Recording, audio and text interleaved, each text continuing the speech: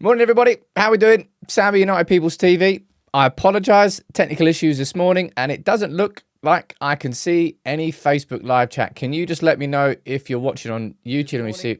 Right, I can see it's running on YouTube. Fine, that's good. No idea why. Again, these issues just keep kind of popping and pop. I think the other day I said, "Oh, we've had a really good run. We've had a really good run. No technical issues." So I apologise. Anybody watching on Facebook this morning, please, if you want to get your comments read out, head over to YouTube and leave comments on there, and I'll be able to read them. For some reason, I can't see what's coming on Facebook. Anyway, good morning, everybody.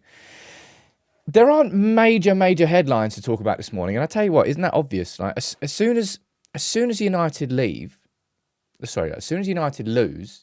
there are swathes of articles, headlines. Eric Ten Hag's losing his job. This and that, and this and that, and this and that. And then when there's a game, well, United don't lose. Tell you what, lads, let's have a couple of days off. Let's have a little rest. Let's wait till United lose again, and then we'll come back again. But I'll be running through the latest news. We're going to speak about Casemiro, who's opened up on Manchester United's form, saying he's losing sleep. Well, Casemiro, the only one losing sleep at Manchester United this season. Let's be honest. Speak about Diogo Dalot's season so far. Everton's points reduction yesterday. One of the worst articles I've ever seen from the Daily Mail, which is really saying something. And what else have we got? And there's quite a few other talking points. And as always, I will answer as many of your questions and comments as I possibly can throughout the show. Who's here from the member gang? Let's have a look. We've got Mohsin, Russell, JC. Good morning to all of you. Carl and Ant as mods, as always. We've got Tuntun Silla. We've got John, Ricky. We've got Teclum, Tom. How you doing, man? Haley, Pete K, Mr. Anderson. Mr. Anderson. I can't read that name without saying that. Man, the Matrix is like 25 years old now, isn't it? You know how mad that is. It's not mad, it's quite grim, actually. But anyway, I want to start the show by this. Oh, actually, I want to start the show by saying this. Look at that. You might be seeing that somewhere else very soon. New piece of art created by us. I love it. And it's a bit of a hint of what's coming. Something I've been very excited about for a long time. But yeah, just want to show you that. Why not? This here, right, I had to double take. I had to look again. I was like, nah, this is just, they're just trolling here. Don't rise to it, Sam. There's not a real article behind this. Oh, there really is. Oh my God. I need to go full screen on this one. Jarrell Quantz's performance versus Manchester United rivaled Roy Keane versus Juventus and should be in the conversation for Euro 2024. Written by Ollie Holt, who's sitting down there. Oh, look how happy he is. I had to read it, reread it. No way am I reading that article. Do you know how ridiculous that sounds? Like, I don't know where to start. This is what I mean about... This is the gutter press. This is engagement bait. And it's worked. Because I'm bloody engaging with it. But it's so annoying that this is part of how content goes these days. It is my biggest bugbear. And it works. It works.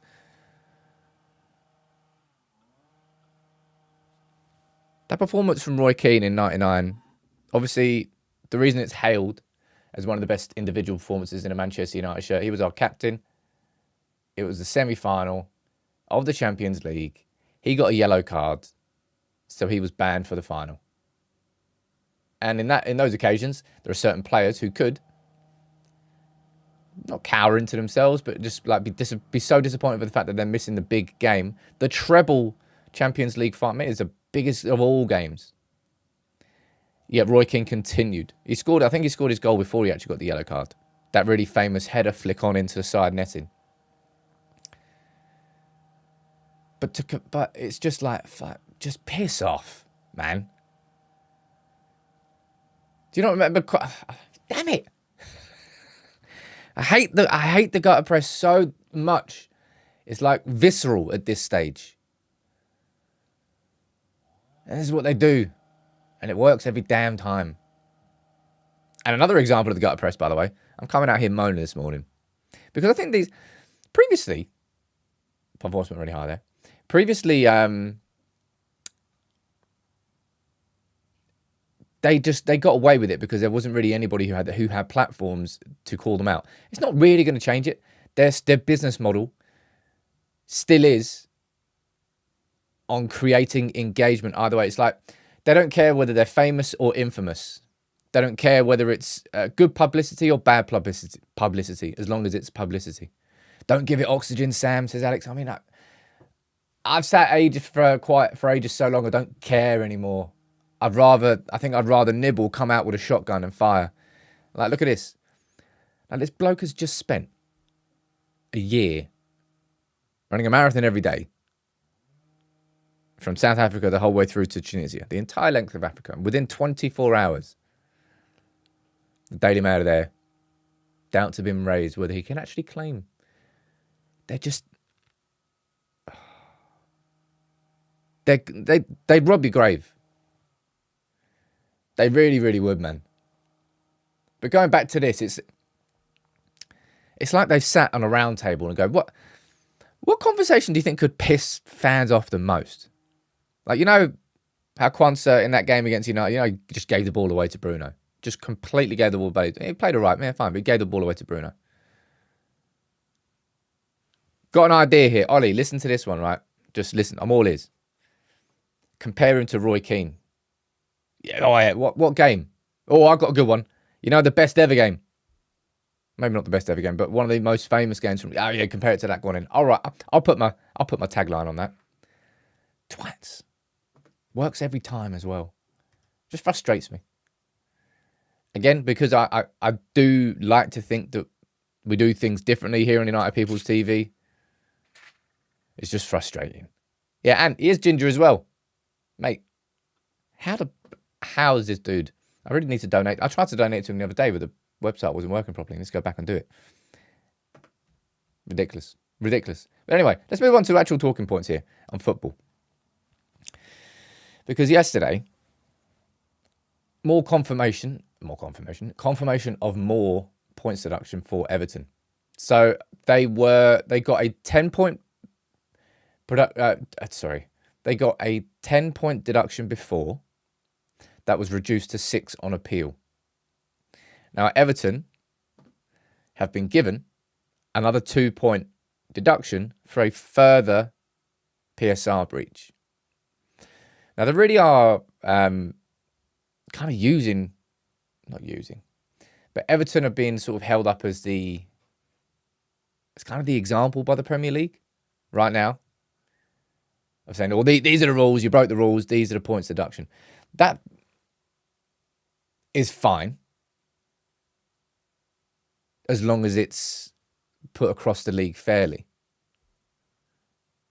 which it hasn't been, which it never has been, and which is the biggest part of the problem. And it's the biggest part. If I was an Everton fan, I can completely honest, I would be fuming beyond belief that Man City are sitting there with 115 charges, right?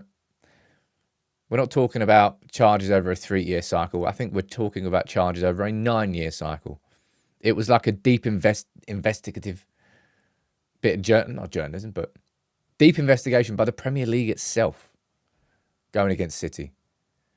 And and you're saying that it feels like Everton are getting used as a testing rod. I think that's a kind of a fair way to describe it. Nottingham Forest got a points deduction as well, didn't they? And it kind of throws the whole relegation this season now. You kind of don't really know what's going on because of these points deductions, bloody hell, same thing. Did you see the story that came? I didn't really speak about it because I was like, kind of feels a bit naff. But the suggestion that the Premier League might introduce a new luxury tax and that they'll move away from points deductions towards fining clubs money for financial breaches, which of course would serve City, Chelsea, Newcastle, perfectly. Because if the repercussions of a rich person spending money are to spend more money, it's not really going to stop them doing it, is it? And that's exactly why they would change the rule to that, because the Premier League would ultimately earn more money because they get money from the fines. Then clubs would be able to spend what they want without real fears of points deductions, of relegations. It's just in the same way that we all get frustrated about the lack of consistency in refereeing, right? You see one penalty given one week and then the other week it's not given. That's what annoys you the most, rather than the decisions themselves. It's the fact that 1 week it is one rule and 1 week it's another. That's kind of what it looks like, what it feels like, I imagine, for Everton fans. Of course, there's a comment down there saying, well, the City case is more complicated. Yeah, I know that. It's absolutely true. We're still waiting to hear, is a date set for it, even for a hearing? Man City's lawyers have been in this situation before. When they got kicked out of the Champions League by UEFA, they delayed that. Obviously, I know there's a difference in this one, which I'll get to. They delayed that so much that the charges against City then got time barred. And they expired, and UEFA couldn't use those against them. So you have to come back in now. It's a little bit different this time with the Premier League. There is no court of arbitration, I don't believe. There are no time restrictions. So City can't wiggle their way out of it this time in the same way they wiggled out of it last time. But rich people find ways to wiggle out. They find loopholes. They will add things into the conversation that then distract you from the original 115 cases. They'll come up with something that delays it by a month, by 2 months, by 6 months, by a year. And they'll keep just... That's what the lawyers will be paid for. The lawyers will not be paid, really, to prove City innocent. The lawyers will be paid to make this as long as possible, to distract from it as long as possible until it's not a story anymore. That's how City are going to get out of it. I'm going to go and read some of your comments on this. For me, it's a tarnish on the greatest league in the world, says Ant. It's only the richest league in the world. What happens in the millions in fines? Where does it go, says Frogman. You know exactly where it goes, man. The Premier League is seemingly finding a way where they can somehow profit from the breaches. Don't know. What should happen to City, to Chelsea, and to Newcastle, or anybody who tries to breach the rules like that? The only two things that create enough repercussions that people won't do it are points deductions and straight up relegation. They're the only two things. If you don't do either of those two things, people are just going to keep doing it. And remember, by the way, that I believe, again, I don't know about this, I believe that the PSR rules, which we have now, are going to change again this summer. And then sod knows what they'll be. I don't even know what they are now. They've gone from FFP to PSR with staggered percentages on how much you can spend of your revenue relative to your spend on wages and squad. And that changes per year. They're permanently moving these goalposts. I don't know. I don't even think they know what they're doing. Tom, I think I agree with you. Just revoke all their titles and throw them back in League 2, where they belong. It's a massive part of my disdain towards modern football. And it's not just old bloke moaning. It's just crap. Like the league has been bought. And people always point, Man United were always the biggest spenders in the league. I remember Stephen Housen properly just ripping that argument apart and showing the top spenders in every single season of the Premier League from 92 to, 2000 and... God knows what year it was. Call it 2010. And it was like Man United were the highest spenders in like 3, maybe 4 of those years. Newcastle were the biggest spenders, at least 2 or 3 right at the start. That's when they had Shearer and Ferdinand and Asprey and all that. Liverpool, I think, were sometimes. Chelsea were a lot of the time. But United Rarely were we the biggest spenders. We just spent well. People just wanted to drag us down. Just financial fair play bollocks. This and that. City will find a way out of it.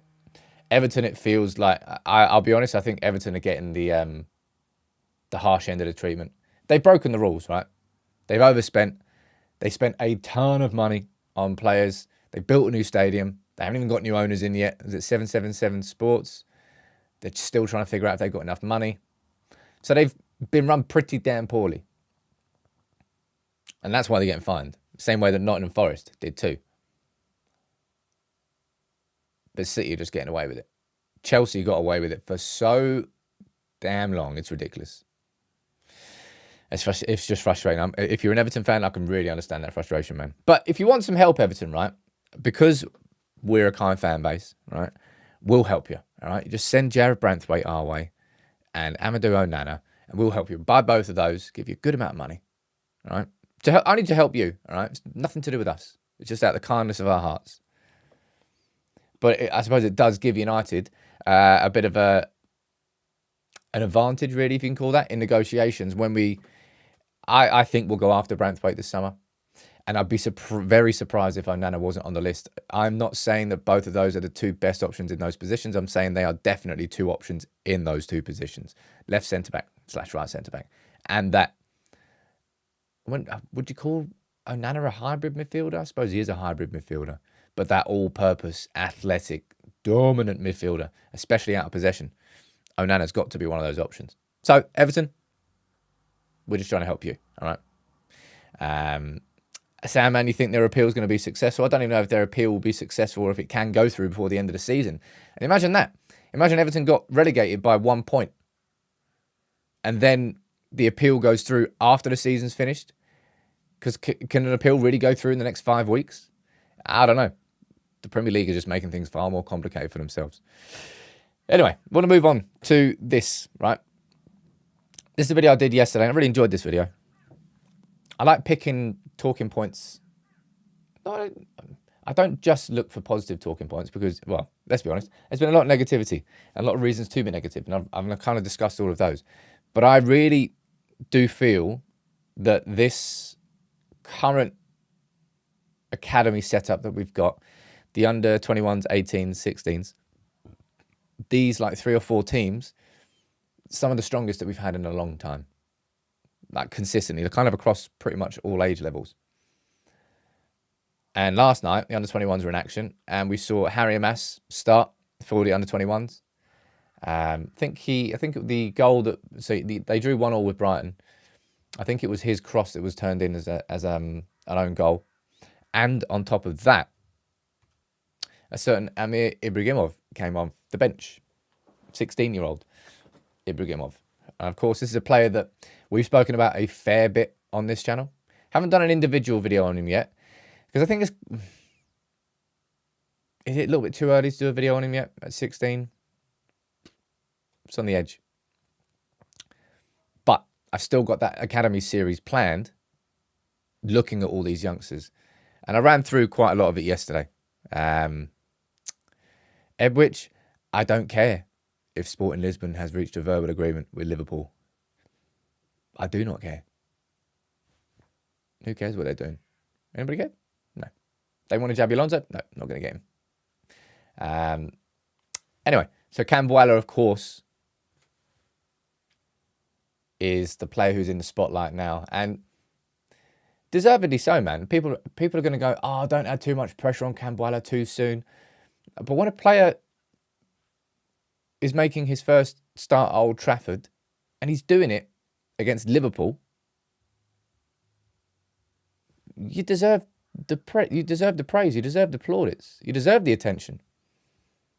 I think the thing that I enjoyed, I think I've said this already, I said it in the video too, one of the things I enjoyed the most about Cambuala was him just like geeing up the crowd. Did you see the little video of Harry, he was doing it, I think he made a tackle on Nunes, someone like that, and Maguire then went to him and goes, calm down. Gave him a little high five, he was like, calm down. Because of course it's very easy to get swept away in those occasions. Imagine being a fan, like a United fan, and then you're a United player at the same time playing a game like Liverpool. You just go around scrapping, wouldn't you? That's why you need to get that. It's that blend of using the energy of the occasion whilst at the same time not forgetting everything that you've been training on during the week, not forgetting your positions, not forgetting your awareness on the pitch. It's about finding that blend between the two. I'm going to read some of your comments out down here. And you're saying, do the video on them. They're the Ibragimov brothers, there's obviously 3 of them. I think it's Gazik, Mohammed, and Amir, who are at United, all 3 of them, in the different academy levels. They've got a brother who's an MMA fighter. Jeez, that's some athletic family. You do not want to mess with them. Alex sent a super chat saying Wheatley, Scanlon, and Mantato to go on tour. There's going to be a fair amount of youngsters on tour this summer. And remember that I've been moaning about the pre-season, which I will continue to do so because I think it's ridiculous that we're basically doing what we did last year. But likely thing is that the first 2 games, who are they against? Is it Rangers in Edinburgh? And is it Rosenborg in Norway? I think. Probably those 2 games are going to be full of youngsters. You'll see the likes of, Harry Amass will definitely be there. I'd be surprised if Ethan Wheatley didn't go. But at the same time, I think Gabriel Bianchetti has had a pretty damn good season too. So I wonder which out of those 2 would get the nod. Don't actually know, if I'm honest. But there's plenty of others, whether it's Jace Fitzgerald, whether it's Jack Fletcher, whether it's Ashton Missing, whether it's... There's a lot of youngsters who I think could and probably should be involved in the pre-season. But the academy system right now, and I've already said this, right? If your academy can provide you with 1 first-team player every season, that's incredible. In my opinion, I think that is incredible. But for United to, in the last 2 years, deliver Alejandro Garnacho, who's not just an academy graduate, he's a first-team established top-level player now, followed by Kobbie Mainoo, who is now a first-team established top-level player. To do those 2 back-to-back is ridiculous. Cambuela, obviously, he's had his breakthrough moment against it. Every academy player will have that. That moment, that game where you go, there's someone there. Feel sorry for Axel Swanzebe. He had that game against, was it Mbappe? PSG? I remember he played, didn't he play like defensive mid on his debut away at Arsenal? Always felt sorry for him, man. Tuanzebe definitely would have made it at United if it wasn't for injuries. And Cambuela, remember, has missed like 18 months, 2 years of his career. He's only played 19 because of injuries. So if you've got Cambuela, then on the pre-season tour, might be 1 pre-season too early for Shea Lacey. It might not be. We'll find out. Maybe the same thing can be said about Amir Ibragimov. But maybe you just get those players just to go on the pre-season tour, just to give them the experience of it, fully with the intention of keeping them in the under-21 setup the next year or sending them out on loan. Man United's academy is still producing the most minutes of any... there's more minutes of teenagers in the Premier League. Man United have produced the most minutes from teenagers in the Premier League this season. And if you look around the league, not only are the players coming through into Manchester United's first team, Man United's academy products are littered everywhere. And right now, because of the changes behind the scenes, because of the quality of the players that we've signed, from Cambuela, from Sochaux, when he was 16, decent money. We tried the same thing with Hannibal, but he wasn't quite able to transfer that mentality to the first team environment. And that's exactly what I said there earlier. Using the occasion as a strength and an asset, but having the maturity and the awareness to make sure that it doesn't get the most of you. And I don't think Hannibal ever got control of that at Manchester United. Unfortunately for him, he chose Sevilla, which I didn't think was a good idea at the time. We spoke about it at the time, and it's proved to not be a good idea. And it's proved to not be a good loan spell. So I don't really know what's going to be happening to Hannibal. Did we loan Hannibal out with the I think we loaned him out with a buy option, didn't we? I don't think we sold him, did we? So I think they got like a 20 mil buy option, but I'm not even sure they're going to buy it. In the same way that I don't think Benfica are going to execute the 6 million, by the way. €6 million option for Bruno Fernandez. Don't know. Where did Pellistri go on loan? I can't even remember that. Pellistri, look, jeez. It's mad. Tom and Alex. Yoo-hoo! That was a weird noise. That was a bit Mario. Can't believe it. Gifting memberships. Football, Lads, thank you so much, as always. I was trying to fix my lights this morning. I was having issues, but I think I got them sorted. Although, no sound on here, no Facebook chat, so it's not perfect this morning. I apologise about it. Let me read through Granada. Is that where he's on loan? I could probably do that, actually. That might be a nice little video, a little loan update. Nice idea from me. It's always down to the players' attitude and the maturity of them, says Tyler. Well, that's partly it, but obviously the environment that they're going into, is also very important.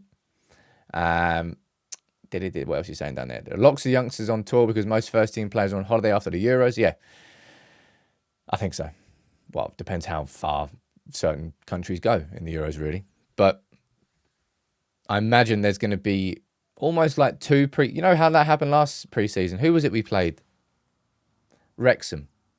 And we literally put out a kids team.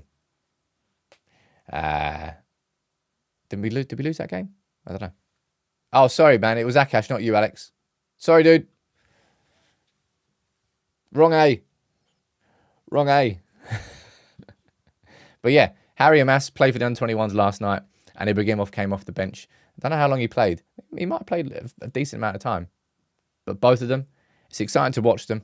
And it's going to be exciting to watch these youngsters coming through. Now, on the complete opposite end of the spectrum, all right, it's the headline from today's show. And it's Casemiro. We're speaking about all the youngsters coming through. We're speaking about the most it is, right? Casemiro is the most experienced player in our squad.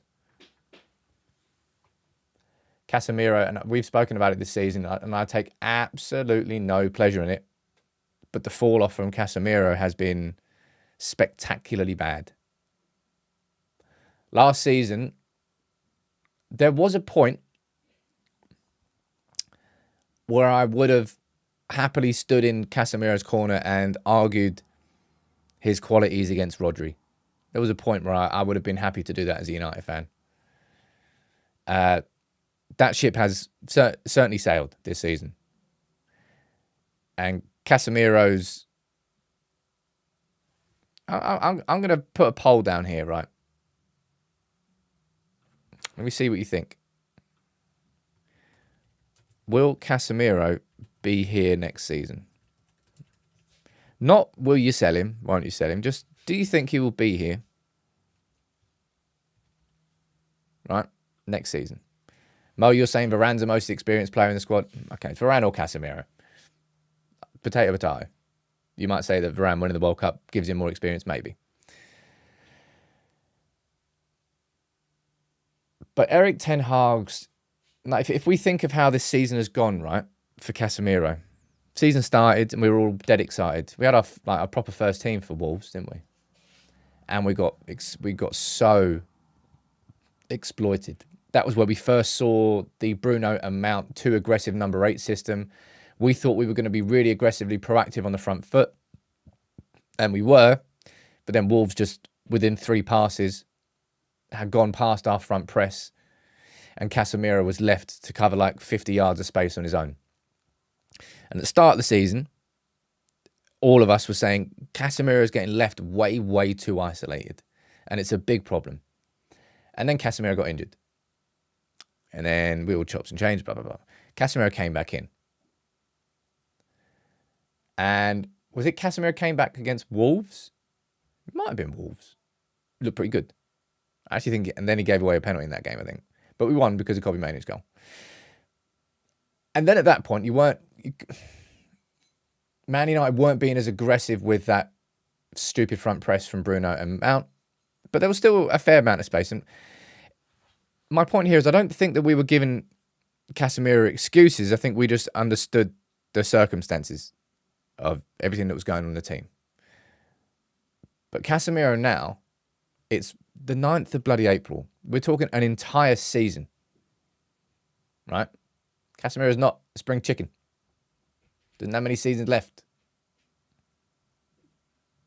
So Casemiro effectively writing off an entire season here. It's not good. Now, he's been speaking about Manchester United's form in an interview with ESPN. So I want to run through what he said here, right? Says this. He goes, it's difficult. This is the point that bothers me the most about not fighting for titles. And he was asked, because United, mate, are we 22 points behind Arsenal? Fuck, that's bad. Being 20 points behind first place, sometimes I can't even sleep. Try to think about doing something different. It's reality. There's no point in thinking about title or Champions League places. We need to think about today's games. We need to think about the day-to-day. We had the opportunity to score 9 points in the last few games, and we scored 2. We were upset. We have to think game by game and focus on the next match against Bournemouth. So this is what... Talk to me about Casemiro, people. Right? Please. Because I don't know whether I'm going overboard when talking about him. I just can't see how Casemiro is here next season. Can you all let me know what you think in the comments? Please. I'm going to have a look at the poll. Right? So 300 votes, 78% of you I think that Casemiro won't be here next season. That's pretty much a landslide. 80% anyway. Hassan, you're saying he's a liability and he's causing us problems. Biggie Cheese. You're saying he should, but I think Eric might want to keep him.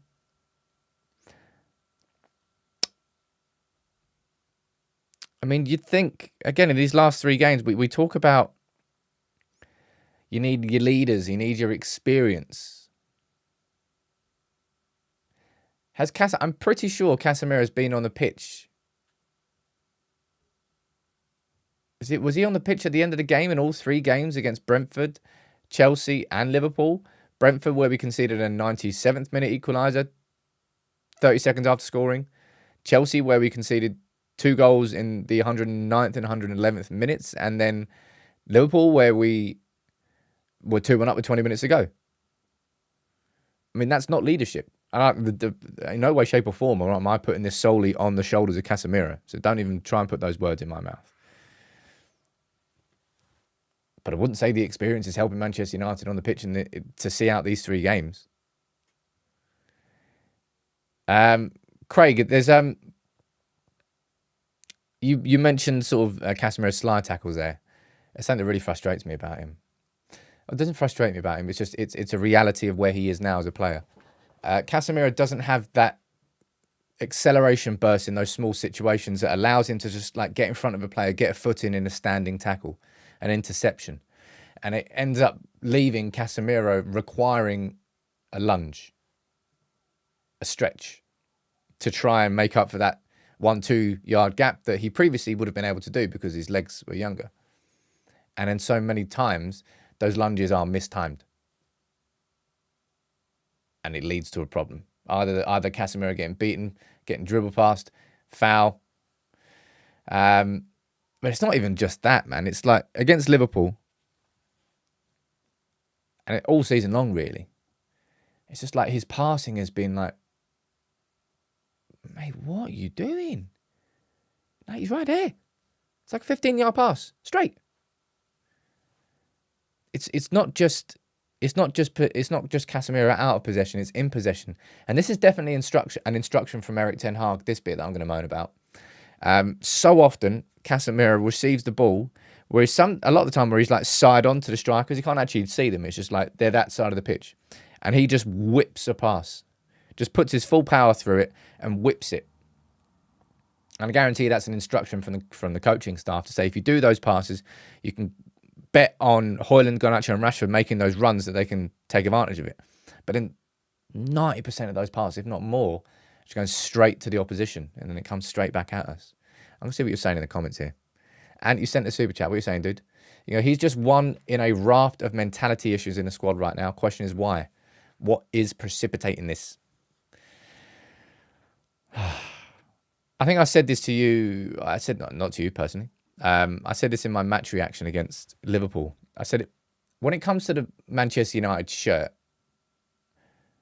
When things are going good, when the energy is up in the stadium, wearing the United shirt is such a strength and an asset. It makes you feel like you're 5-10% bigger, that you can go that 5-10% further. And you've seen that so many times this season with United when we're chasing games. Not chasing games, but when the crowd is behind the players, they feed off that energy. And then there's so many occasions like when we concede a goal. It has happened so often this season, man. When they just let their heads drop. It's almost like the shirt becomes like a weight to bear. Dan, you're saying Casemiro's passing, tackling and touches against Liverpool were very poor. It's those matches where he should be stepping up. Ayodeji, you're saying you can't trust Casemiro in any phase of the game. Mike, you're saying many players who lose their pace make up for it with experienced positioning. For some reason, Casemiro can't get his positioning right. I think that's a really good comment there from Mike. And it's something I always make this comparison, always think about it. The reason why I enjoy watching, when Carrick dropped into that sort of defensive midfield role, he was so good there because he would intercept the passing lanes. He wouldn't really have to aggressively chase and press down the ball and the man in possession. He'd just know what the next pass would be and just position himself in that passing lane to intercept the pass. I think that's a really good comment there from Mike. If he just focused on his positioning, I think there's still a player there. But as it stands, I just don't see right now, I just don't see how Manchester United, if we're talking about top earners, and this is what Ineos are going to be doing, ladies and gents, all right? Taking the human emotion out of it, taking the connection as fans will have with players, removing all of it. How much is that player on? Are we getting a return? What age are they? How long have we got left? And on all of those boxes, Casemiro, you'd have a question mark about his age, a question mark about his wages, a question mark about the return, and a question mark about whether this summer really is the only summer where you can get something. Typically, United previously, Casemiro would 100% be staying at the club and he'd be walking away in a free transfer. Ineos will not operate Man United like that anymore. I think Saudi Arabia come in, and it's not going to be much. I think you're looking at somewhere in the 20, maybe 30 million pound range. And I think Casemiro will go to Saudi Arabia. I think Rafa Varane will too. And I see people losing the shit about it yesterday on Twitter. And I don't understand it. Rafa Varane and the reliability of Rafa Varane and the age of Rafa Varane does not warrant north of £300,000 a week anymore. And nor do I expect Rafa Varane to take a massive wage cut. Therefore, it feels like Rafa Varane leaving and joining Saudi Arabia team, it feels kind of inevitable. That's why I think so. So I think there's a chance that Varane and Casemiro both leave this summer. Both going to Saudi. And both just enjoying their time in the sun, man. Just go out, earn a big wage packet for the last year or two of your career. Man, you've won everything. Nobody would begrudge them that. And I personally think it's the correct decision for Manchester United in terms of our long-term sustainability as a club. And there's going to be people that get angry with me. They got angry with me over Varane. It's fine. I'll deal with that. But it's not exactly, we're not exactly spoilt for central midfielders, are we? Yeah, Steph, I know, yeah, you're mentioning Rashford down there, and I've mentioned Rashford a lot. I've maintained this for quite a while now. I think PSG are going to come in for him. It just depends whether they come in for him at a big enough price that make United think about it. That's what I think so anyway. Harry going, nobody enjoys being in Saudi. It's awful. It's just money. It's the only reason you go there. If Varane or Casemiro think that they really still can compete at the highest level, then maybe they go elsewhere. I just don't see how either of them are part of a proper strategy for Manchester United next season. And this isn't digging out players. This is just me having an honest opinion on the players in the squad. Aleo, you're saying, Sam, if it was up to you, would you sell Rashford?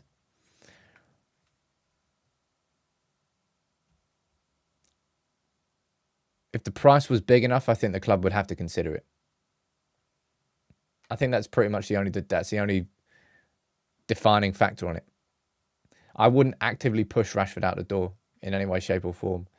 And the issue with this, I suppose it would be different under Ineos because it's not the Glazers. But like when we sold Ronaldo, we didn't want to sell Ronaldo. I know it's different situations, but the reason that we, as fans, it's not that we got over it. We were like, okay, right, so we've got 70 million, we can reinvest, and we were looking about signing. I can't even remember who were we linked with that summer.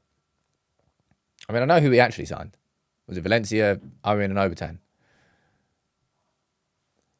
Who were we actually linked with for a Ronaldo replacement that got fans excited? Because I can't actually remember off the top of my head.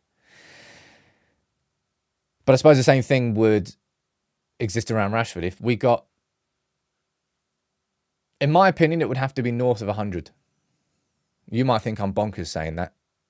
But the price, Rasmus Højlund, no offence to him at that time, Rasmus Højlund went for 72 million to Manchester United. Marcus Rashford, absolutely at his prime, age-wise. Yeah. Rashford goes north of 100. If it was. Linked with Frank Ribery. Damn. Either way, we signed Obertan. So that didn't work out. But Casemiro, I'm going to see what the poll down here is saying now. Just to wrap that one up. 600 votes. 76% of you think that Casemiro will not be here next season. And if I'm being completely honest, I don't think he is. I don't think he is. Red Baron, you're coming in here trolling, saying Rashford's worth no more than 40 million. All right, bud. We'll leave that at that. Oh, yeah, speaking of Højlund. He definitely got that kit from Nigel down the market. Look at the size of the AIG on that. One sec.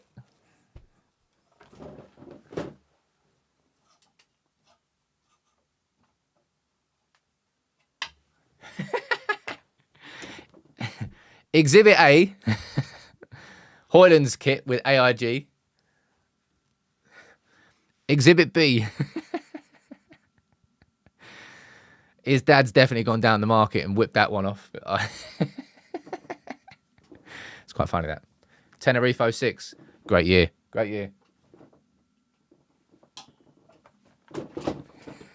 Made me laugh that. It must be a mad feeling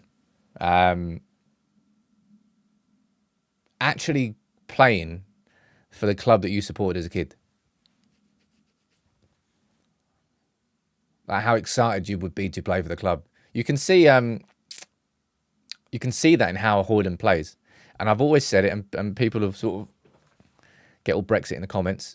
But I said it's so important that a player actually wants to play for your football club.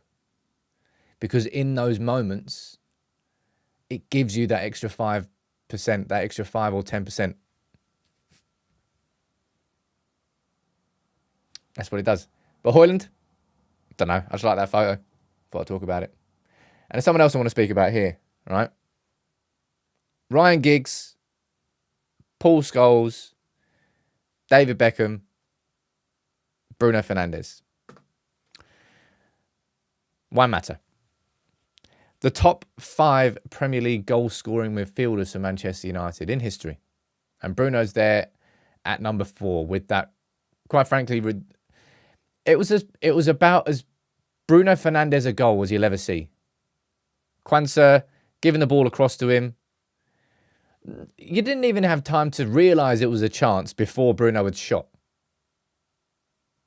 And he scored. Alex, you're saying he'll go past Beckham, you reckon? There's no reckoning about it. He'll absolutely go past David Beckham. And he'll be the 3rd highest scoring midfielder that we've ever had in the Premier League behind Scholes and Giggs.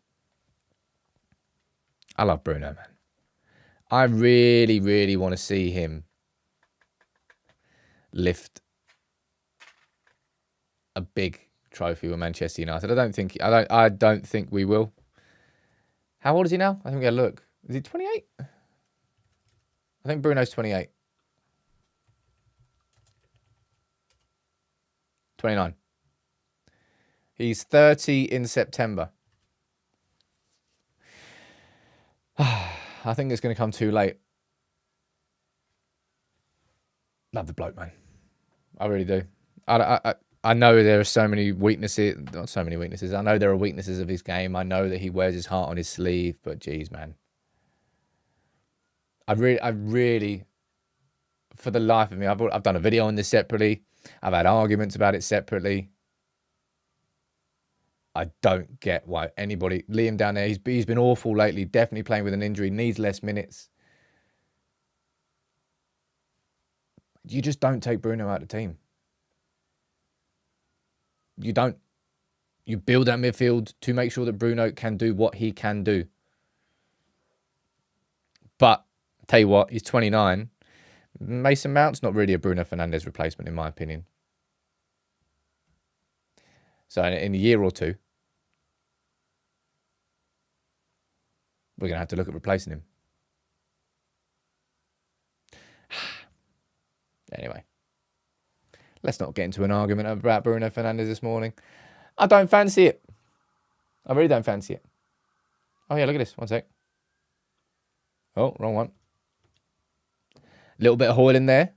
Little bit of Hoyle in there. Come on. If you can, ladies and gents, drop a like on the video. I apologise to anyone who's watching on Facebook this morning. I ain't got no idea why the chat's not working. I really, really don't. But I'll tell you what.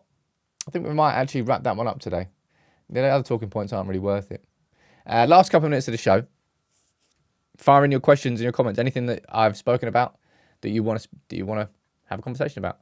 Don't know what my lunchtime video will be today. Did it on the youth yesterday.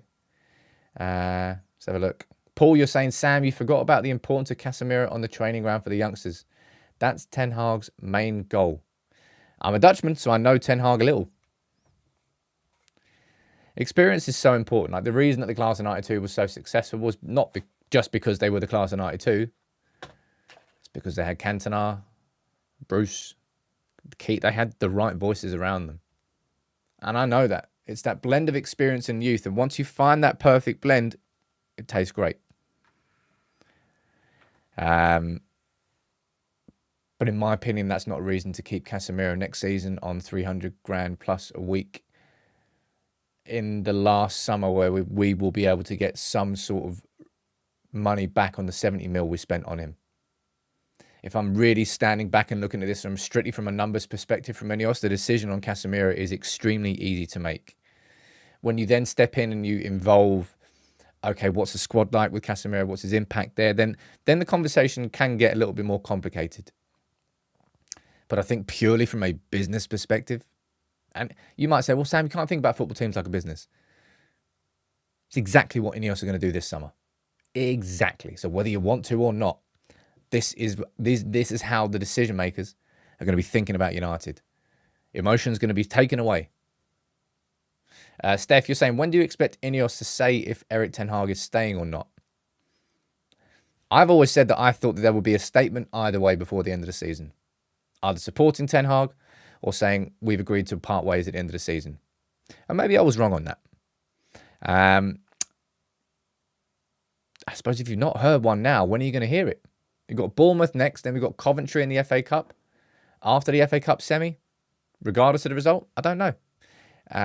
No word on Ashworth at this moment in time, John. No word on Jason Wilcox either. I can't imagine the Jason Wilcox one's going to be really difficult. Not Newcastle. Southampton are trying to do a Newcastle V2 and dig their heels in and be arseholes, but I don't think it's going to take too much longer. Rex, you're saying, I think Bruno is a dying breed. You're saying he is a playmaker and modern systems don't use him anymore. I wouldn't say the modern systems don't use a playmaker, but if you look at a football a few years ago, there were far more clear-cut 4-2-3-1s with a proper number 10.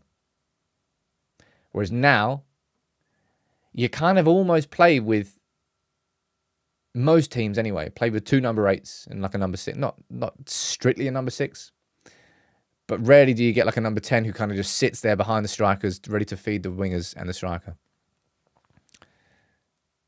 I think so anyway. Thoughts on Wirtz as Bruno's understudy in some way? Mate, Wirtz is not an understudy in any way, shape or form. And B, he reeks of a Man City player. He's going to leave Leverkusen 80 plus mil. Definitely. I don't think United will have the money to sign Wirtz. Not yet anyway. I imagine because Xabi Alonso's staying at Leverkusen, you might see one more year from Wirtz, which maybe then gives United the opportunity next summer. That could be a conversation. Because I think next summer, when Bruno's heading towards being 31, you can have a conversation about it. But this summer, like, we can't look at a play like Wirtz. We've got way too much to do in defence. Way too much to do in sorting... sort out the foundations of your house is what this summer's about. At least two centre-backs, a new left-back, and at least one powerful central midfielder, and then a backup striker for Højlund. And maybe Elise in there as well, depending on the money. That, I think, is this summer. Next summer, you probably then... I don't know what you do next summer. Depends on how next season goes. But Wirtz, apparently he's got a 100 million euro release clause. He is a player. And I think he will stay at Leverkusen next season. Apparently he's confirmed he's staying there. Haggis or tripe? It's a random question. Not sure if I've ever had tripe. Is tripe awful? I think it is. I've had haggis a few times. Quite nice. After the FA Cup, says Robert, is when we get a statement. Maybe, maybe not. We'll see. Look, if I can ask you, ladies and gents, can you please drop a like on the video if you're watching on YouTube? Al Rashid, you're saying that 1,000 people are watching, only 300 likes. That's 700 of you right now. Oh, yeah, by the way, indeed, very good point there from Phil. Hala Madrid tonight. I'm there waving my Bellingham flag. I don't know what I'm doing there. But big up Bellingham. Just pump City. You dirty cheating bastards. Hala Madrid indeed. Big up to all of you. Thank you for tuning in. And make sure you check out the lunchtime video whenever that comes out.